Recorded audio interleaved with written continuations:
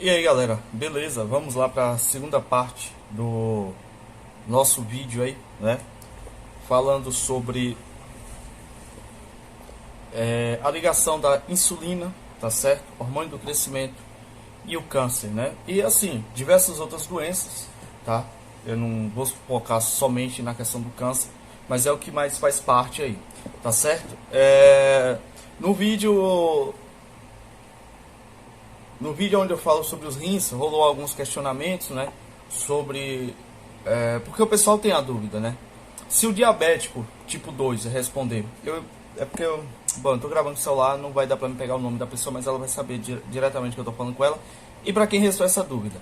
O pessoal fala, se o diabético tipo 2, né, ele depende de insulina para controlar, o porquê a insulina seria o problema para o diabético tipo 2, né?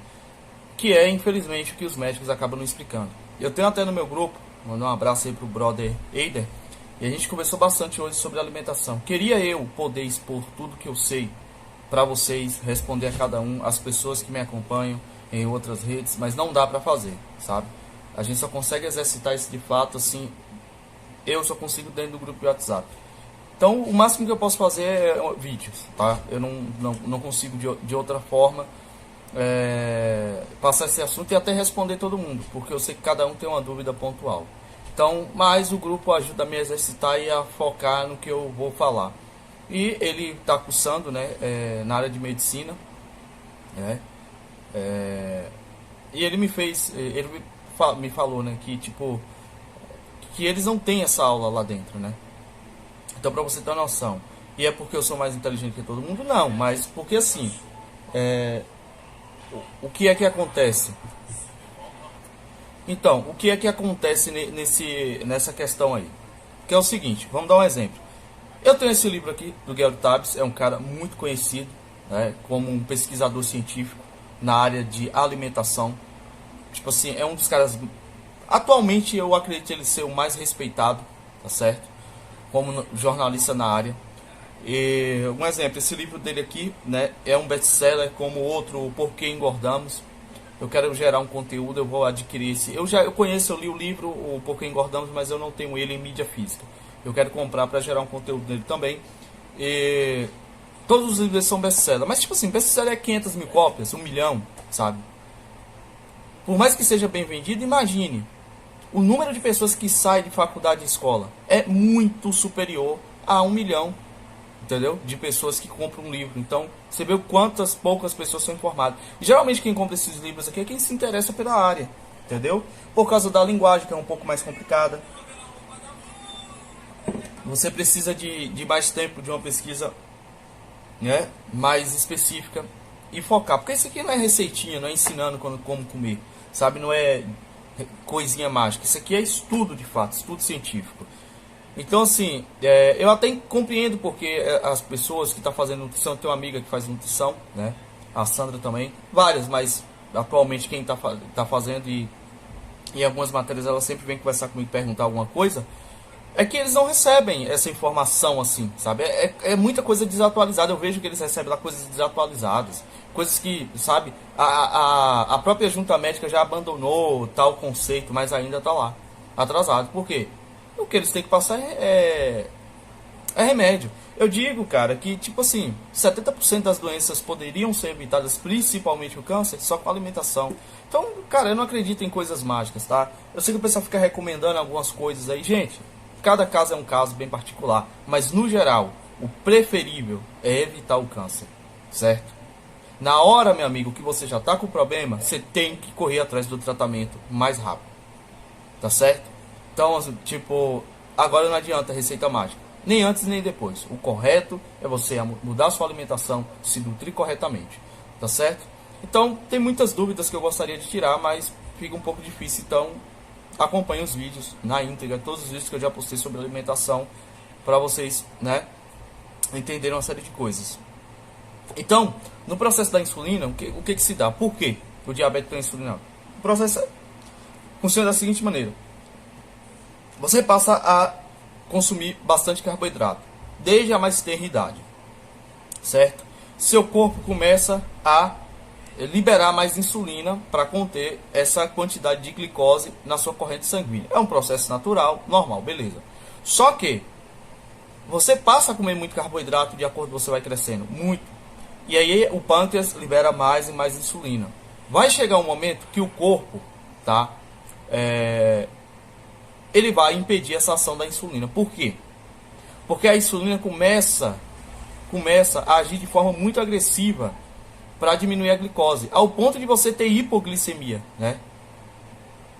E aí o corpo começa a não responder aos comandos da insulina, e aí é onde você vai tendo um acúmulo maior de glicose no seu sangue. Com o aumento de glicose, a insulina vai liberar mais triglicerídeos, que são células gordurosas, que armazenam gordura. E aí é onde vai começar a armazenar gordura em seu organismo. No tecido adiposo, principalmente, né, que é a parte da frente do estômago, isso é o tecido adiposo, que causa muitas doenças, você não tem noção. Depois eu vou fazer um vídeo somente sobre a questão da inflamação do tecido adiposo. Começa a armazenar nos órgãos, tá, a glicose, fígado, coração, olho, por isso que você tem catarata, fica aquele véu branco, aquilo basicamente é glicose sendo armazenada, né, nesses tecidos, tá certo? É aonde, tá? Claro, o glaucoma, essas coisas vão ser lá mais pra frente, né? Catarata e por aí vai. É aonde que você começa a engordar e continua aquele ciclo. O corpo rejeitando a ação da insulina e ela liberando mais triglicerídeos. Vai. Quando chega num ponto, você vai desenvolver o diabetes. Nem sei se você já passou pela síndrome metabólica. Já fiz um vídeo explicando que é síndrome metabólica. Eu fiz, né? Tem aí. Eu acho que eu linkei no vídeo passado. Certo? Subiu isso aí. Aí vem o diabetes. Por que se aplica insulina na veia, certo? Para baixar a glicemia. Porque o corpo já não responde mais ao sistema endócrino, certo? Que é o sistema onde é liberado os hormônios. O corpo já não responde. Então ele já não aceita a ação da insulina, certo? Por vias normais. Você precisa forçar isso. E é por isso que se usa a insulina. Aí é onde a pessoa começa a definhar ainda mais. Por causa da quantidade de açúcar que é depositado nos tecidos. É aí onde você vai começar a ter o fator de necrose tumoral, você vai ter crancos, né, que é o diabético, quando ele começa a apodrecer mesmo, fica preto, tem que amputar. Aonde se começa a ter a maioria dos problemas que a gente vai tratar. Eu estou caminhando rápido nessa explicação porque eu tenho que entrar no assunto do livro, né? Mas só para explicar, eu expliquei lá em texto para moço e tal, acho que está até melhor a explicação em texto, mas só para resumir o porquê, entendeu? O problema do diabético não é a insulina baixa, é a insulina altíssima que o corpo já não, né, a aceitação dela, por isso que você tem que ser via veia, que é, tipo assim, você está acelerando a morte do paciente, basicamente, né? Mas, vamos lá, continuar de onde eu parei, tá? Então o capítulo que eu estou lendo é o capítulo 11 do livro Açúcar, Culpado Inocente, do Gary Taubes, tá? Página 231, continuando a leitura. Nos livros de Cliff sobre o que ele chamava de doença da sacarina, ele sugerira que a cárie fornecia a pista óbvia para a causalidade desse agrupamento de doenças ocidentais. Surgindo cedo na vida, ele afirmava era o equivalente ao canário na mina de carvão e previa a chegada de todo o espectro de doenças ocidentais. Já que a cárie era causada por grãos refinados e talvez principalmente pelo açúcar, Cliff argumentava isso não significaria que o mesmo seria verdade para todas essas doenças ocidentais, né? Tipo, se é o açúcar que está causando isso e todas as pessoas que têm as doenças ditas ocidentais, elas começam pela cárie, não era correto presumir que o açúcar estava causando? Isso, tá? No ano aqui de 1950. Seria uma coincidência extraordinária, ele escreveu, e esses carboidratos refinados que sabidamente provocam tantos danos aos dentes não tivessem também repercussão profundas em outras partes do canal alimentar, durante sua passagem em outras partes do corpo após terem sido absorvidas pelo canal. Em 1975, quando publicaram seu primeiro livro sobre essas doenças ocidentais, Burkitt e Trower pensavam dessa mesma maneira, embora sua explicação preferida fosse a de que a ausência de fibras em alimentos não adianta, a gente tem que parar sempre. Eu vou fazer um vídeo só sobre fibras e tipo assim, é a maior farsa da indústria alimentícia, é as fibras, tá? Causam muito mais mal do que benefício. Na realidade, não tem benefício em algo que não é nutriente. Pode melhorar a digestão de pouquíssimas pessoas? Sim, mas ainda assim, às custas, né, da nutrição, porque as fibras impedem que alguns nutrientes sejam absorvidos. Então, mas isso vai ficar para um outro vídeo. Eu falo assim porque tipo, eu me lembro do assunto e talvez vocês possivelmente vão me cobrar se eu demorar a fazer. Fibras em alimentos modernos processados era a principal responsável. Fibras eram removidas no processamento de açúcar e grãos. E a constipação era também uma desordem precoce. Fibra causa muita constipação, vocês não têm noção. Desse agrupamento, a desordem talvez a única que parece ser tratada ou evitada pela adição de fibras na dieta. Por que porque eles fazem isso? Porque, tipo assim, na presença de fibra, o carboidrato, o açúcar, ele demora um pouquinho mais para ser absorvido. Então eles ali, porque estavam no início das pesquisas, acreditavam que era a falta de fibra nesses alimentos, né, que eram muito refinados, que causavam problemas. Que se tivesse fibras, de certa forma, evitaria. Obviamente depois eles vão descobrir que não era, não tem nada a ver, né? Retarda, mas não impede que aconteça o problema, entendeu? Em 1981, quando publicaram Weinstein, Dias, Burkitt e Trauer tinham abraçado uma visão mais convencional do problema. Pesquisadores nutricionais dos anos 70 haviam focado sua atenção quase que exclusivamente nas gorduras saturadas. Aí é onde entra o livro da Nina Teixos, tá? Gordura Sem Medo. Como causa de doenças cardiovasculares e no sal como causador da hipertensão, certo? Como eu expliquei no vídeo passado, ou no vídeo do insulina, diabetes e doenças renais, eu explico que o sal não é o problema, tá? Burkitt e Trauer acompanharam seus pares e adotaram um modo menos parcimonioso de ver a emergência dessas doenças ocidentais. Mas essa perspectiva é justificada? É possível que uma série de doenças crônicas associadas tanto em indivíduos quanto em populações e associadas intimamente com dietas e estilo de vida ocidentais possa ser mais bem explicada pela presença de um só gatilho alimentar, né? E no caso o açúcar ou o gatilho ou gatilhos múltiplos. Quando Isaac Newton parafraseou o conceito da navalha de Occam, ele o fez dizendo: devemos admitir como causas de fenômenos naturais tão somente as que são verdadeiras e suficientes para explicar suas aparências. Essa era a regra número 1 das regras para se pensar na filosofia natural de Newton em seu princípio. Então, será que é necessário lançar mão de aspectos múltiplos da dieta e do estilo de vida, causas múltiplas, para explicar a presença dessas doenças crônicas que se associam com vidas ocidentais e urbanas, ou será que uma basta, né? Como, por exemplo, o açúcar, que é a conclusão que o livro... Bom, continuando aqui, o celular meio que quis voar da minha mão. Eu fui mexer aqui e caiu. Vamos lá.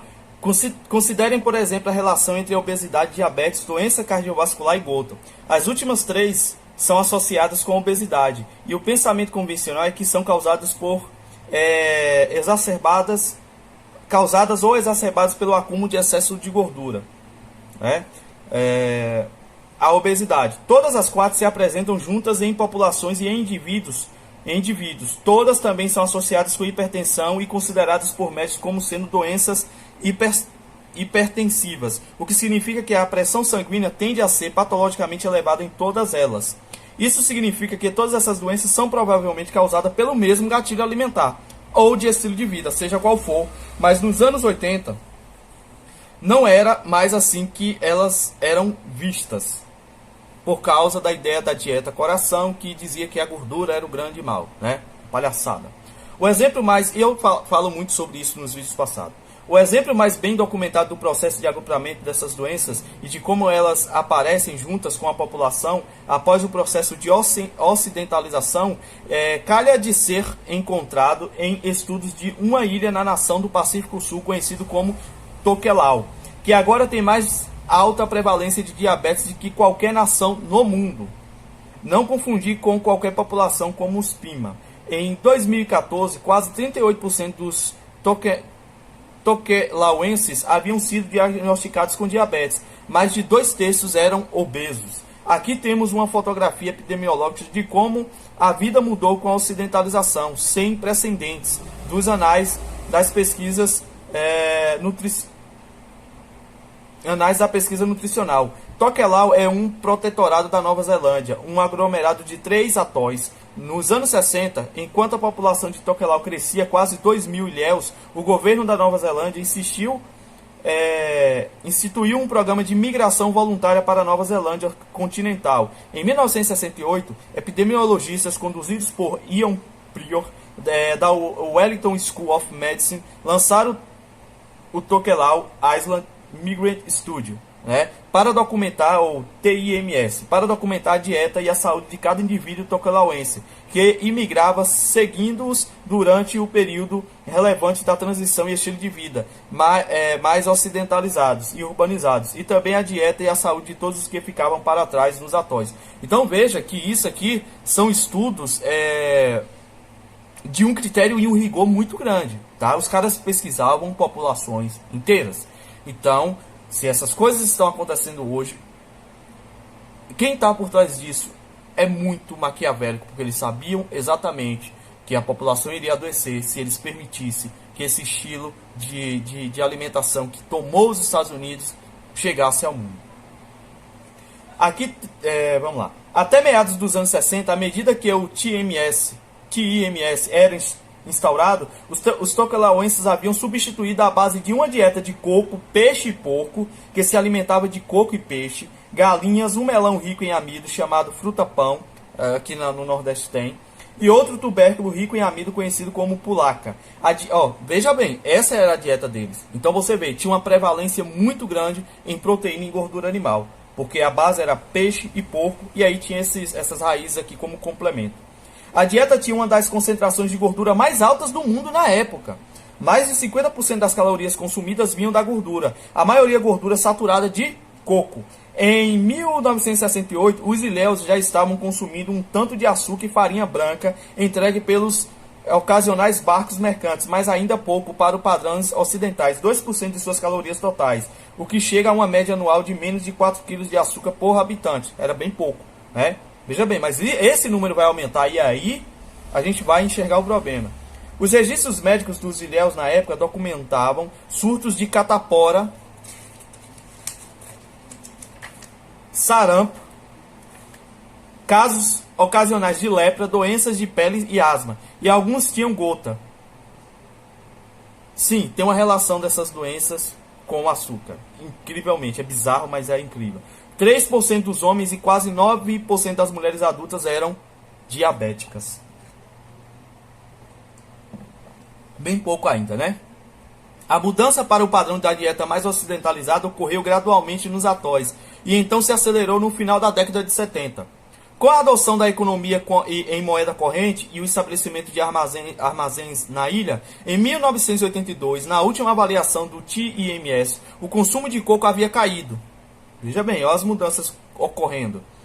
O consumo per capita de açúcar havia aumentado para 24 quilos. Veja bem, por ano, tá? Por cada pessoa. 68, eles estavam em um consumo de 2%, né? Que dava mais ou menos aí 4 quilos de açúcar por habitante da ilha, certo? Já em 82, esse número aumentou para 24, em poucos anos. E olhe como as doenças se proliferam rápido quando muda a alimentação. Por ano. E o consumo de farinha branca havia pulado de 4,45 quilos, né, vamos arredondar, por pessoa por ano para 31 quilos. O consumo de álcool aumentara e o hábito de fumar cigarro se tornara mais prevalente. Carnes enlatadas e alimentos congelados chegaram à ilha também, embora fossem consumidos em quantidades triviais na comparação com a dieta normal de peixe, né? Consumiam muito pouco isso. Então o que eles passaram a consumir muito era a farinha refinada, e o açúcar. As mudanças da dieta e do estilo de vida para os tokenauenses que emigraram para a Nova Zelândia foram abruptas e até mais dramáticas. Pão e batata substituíram a fruta pão, né? Vamos lá, farinha refinada em suas dietas. A carne substituiu o peixe. Quase não comia mais coco. O consumo de açúcar aumentou vertiginosamente, assim como a atividade física. Os homens iam atuar como trabalhadores braçais no ramo florestal ou ferrovias, e as mulheres arranjaram empregos em plantas de montagem elétrica ou em fábricas de roupas, ou então limpavam escritórios à noite, caminhando quilômetros até o trabalho para voltar para ele. Fora, né, o estresse psicológico que esse povo foi submetido. Em ambas as populações, um padrão similar de doenças crônicas surgiu com a ocidentalização da dieta. Entre no final da década de 1960 e o início dos anos 80, a prevalência de diabetes disparou, em especial entre os imigrantes. Em 1982, quase 20% das mulheres imigrantes e 11% dos homens imigrantes, quer dizer, a porcentagem que ele deu no início de diabetes era de 9%. Em 20 anos aumentou para 20%. Uma em cada 5 e 1 em cada 9, respectivamente, eram diabéticos. Hipertensão, doenças cardiovasculares, gota, também cresceu significativamente, em especial na população migrante. Os imigrantes tinham 9 vezes mais chances de ter gota do que aqueles que ficavam para trás nos atóis, porque eles ainda alimentavam lá com o modo de vida deles. Não surpreendentemente, a obesidade também aumentou. Tanto os homens quanto as mulheres ganharam na média entre 9 e 13 quilos. As crianças também engordaram. Quem era o culpado? Quem chegou lá e não tinha? Quando você faz uma pesquisa, você começa a entender essas coisas. Como a experiência de Tokelau demonstra, a ocidentalização traz consigo mudanças significativas na dieta e estilo de vida. E, portanto, desafios importantes para se estabelecer a causalidade. Registros de comodidades e bebidas entregues a Tokelau bem mais recentemente, entre 2008 e 2012, conforme coletados nos manifestos dos navios mercantes que fazem viagens regulares, documentaram enormes quantidades de arroz branco, açúcar e farinha, de destilados de cerveja, refrigerantes, cigarros e grandes quantidades de outros alimentos modernos. Carne, sorvetes, manteigas e até mesmo frutas e legumes não nativos nos atóis. Qualquer um desses alimentos ou todos eles poderiam estar trabalhando para aumentar a incidência do aspecto de doenças ocidentais. E aqui inicia a investigação. O pensamento convencional sobre esse problema, que surgiu da pesquisa nutricional dos Estados Unidos nos anos de 1960 e 70, é que cada uma das doenças ocidentais tinha um gatilho alimentar e de estilo de vida, embora as condições sejam parte de um só agrupamento de doenças relacionadas. Ian Prior e seus colegas sugeriram que o TMS, uma série diferente de variáveis relevantes, talvez responda por diferenças observadas na incidência das doenças, mas simultaneamente reconheceu que a experiência contrastante dos imigrantes e daquele que permanecia em Tokelau dificultava de forma surpreendente essa atribuição às múltiplas causas, né? Tipo, eles viam que, tipo assim, quem permanecia no local e continuava comendo a comida comum de lá, regredia, não tinha doença. Então, tipo, eles queriam achar vários fatores, mas tudo indicava que só tinha um fator ali que estava causando. Os migrantes ganhavam mais peso do que os moradores dos atóis, embora o estilo de vida dos migrantes fosse significativamente o mais ativo dos dois. Eu vou fazer um vídeo sobre essa questão depois da... Vou botar tipo assim o tema: será que sedentarismo realmente é o problema?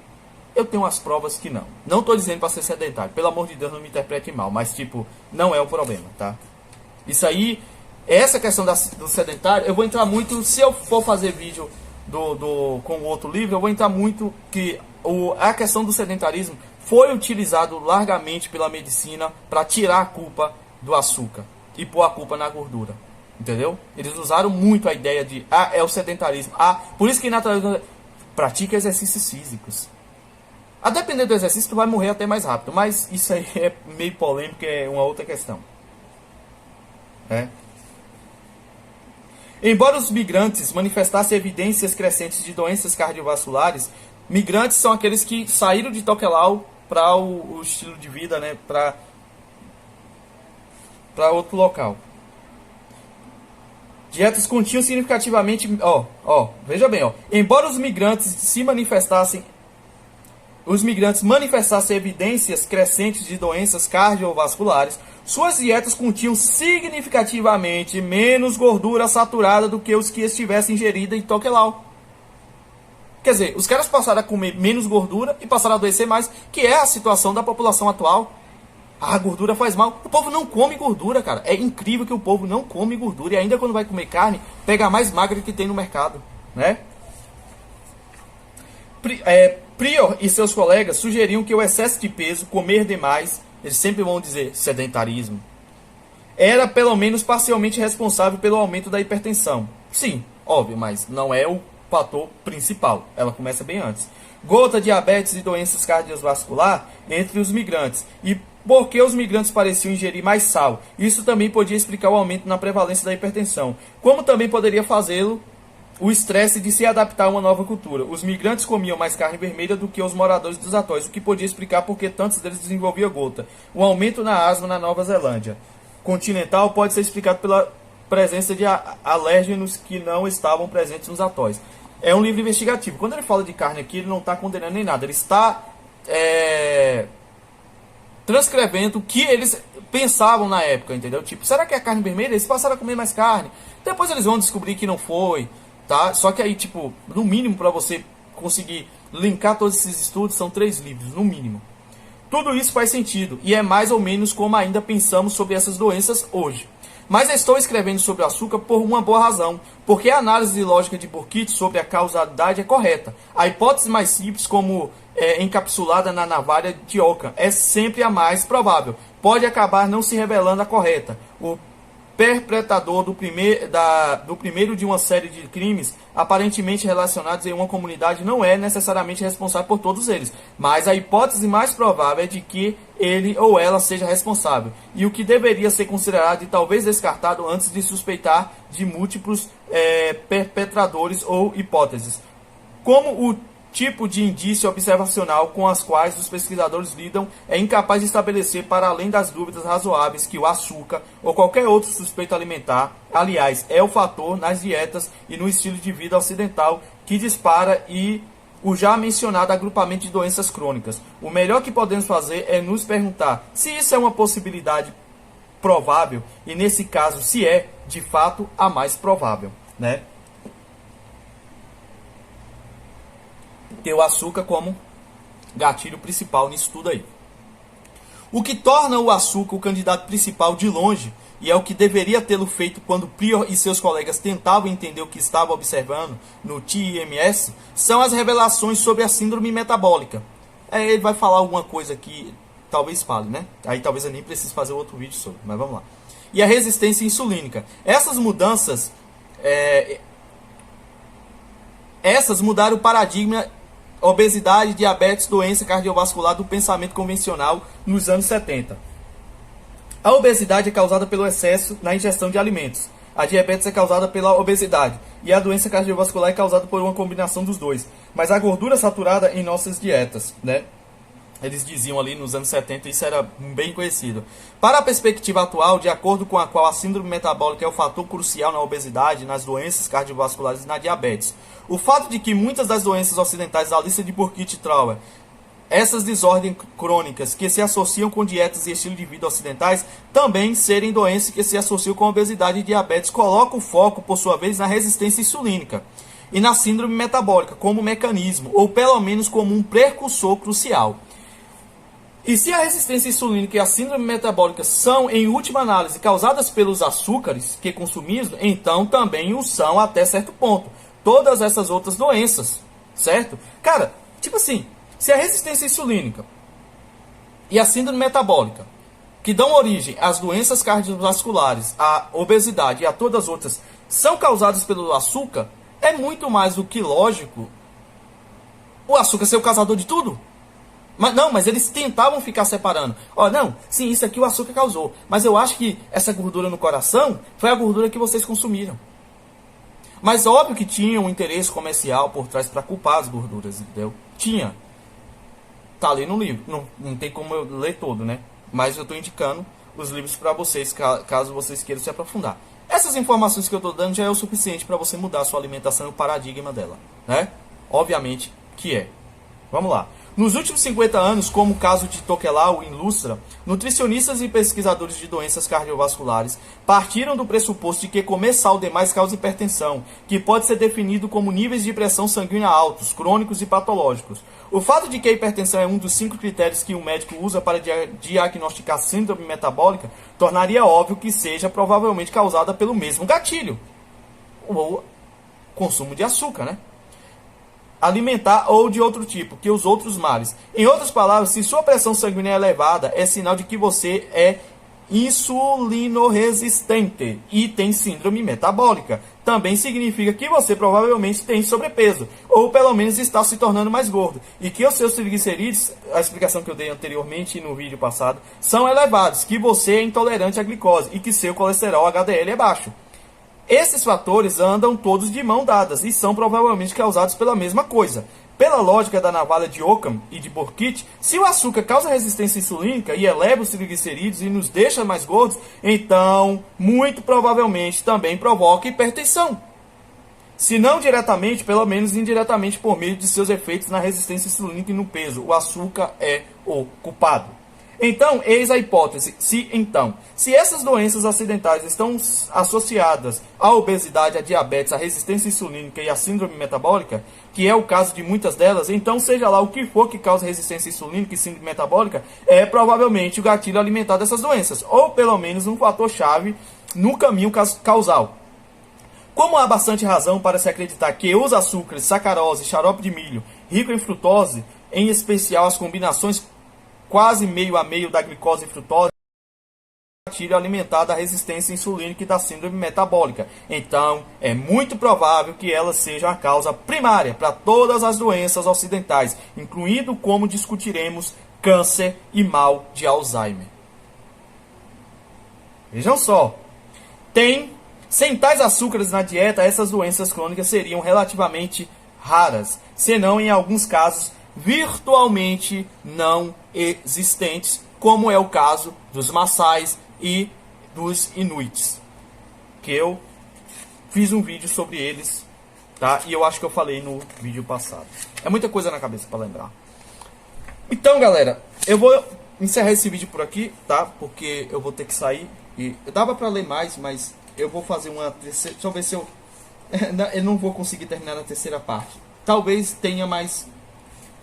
Sim, vai ter mais umas 3 ou 4 partes desse assunto, tá? Mas tá aí o conteúdo, espero que vocês tenham gostado. E sempre assim, sempre eu vou, tá aqui o livro, sempre eu vou tá pontuando com o conhecimento que eu tive, com alguma experiência. E já era para mim ter passado muita experiência, né? Porque eu sempre recebo resultados e 6 anos que eu falo de alimentação, eu tenho muitos resultados. Mas eu quero dar um foco aqui nesse conteúdo mais científico e explicativo. Sim, esse é o meu estilo de alimentação que eu falo.